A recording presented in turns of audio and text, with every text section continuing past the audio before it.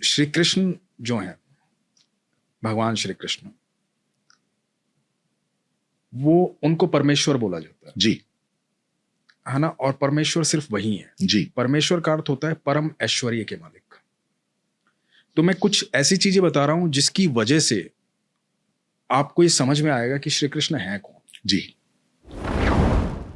तो पहली बात मैं आपसे पूछता हूं पारस भाई, आप जितनी भी आपकी उम्र है, जी आपने कभी भी भगवान श्री कृष्ण का मंदिर हम्म फुटपाथ पे या गरीबी में कहीं भी ऐसी जगह नहीं देखा होगा कि बस कृष्ण की मूर्ति रखी हुई और ऐसे कोई वहां आ ही नहीं रहा है? ये बात तो है। क्योंकि वो वहां होंगे जहां ऐश्वर्य होगा, बिल्कुल क्योंकि वो जहां होंगे वहां ऐश्वर्य होगा, बिल्कुल इसीलिए वो परमेश्वर है। जी तो आप देखिए कृष्ण जहां भी होंगे ना वहां ऐश्वर्य होगा, सुकून होगा, शांति होगी, सुंदरता होगी, प्रेम होगा।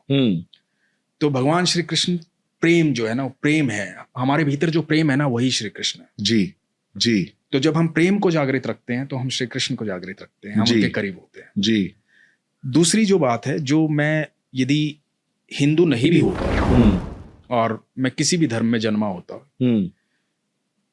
और मैं भगवत गीता पढ़ता, तो मैं एक बात जरूर कहता हूं कि जितने भी लोग आए हैं, जितने भी ऐसे लोग आए हैं जिन्होंने दुनिया को ज्ञान दिया, सही राह दिखाई, उन्हें हम पीर, फकीर, पैगंबर जो भी कहें, जिस तरीके से भी कहें, तो सबने किसी की बात की है। जी हर धर्म में जी सबने कहा कि कोई है, जी कहीं से फरमान आया है, किसी ने ये बात कही है, साईं आए, साईं ने कहा सबका मालिक एक है।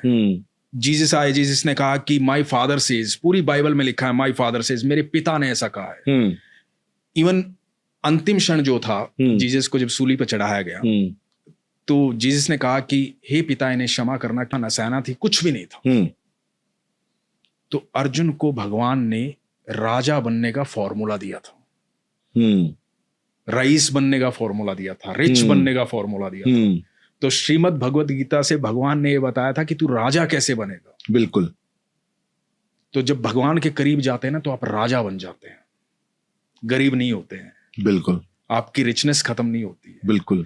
तो इसलिए भगवान के करीब रहना चाहिए, फिर आपको ऐश्वर्य की प्राप्ति होती है, क्योंकि आप परमेश्वर के सानिध्य में रहते हैं। जी।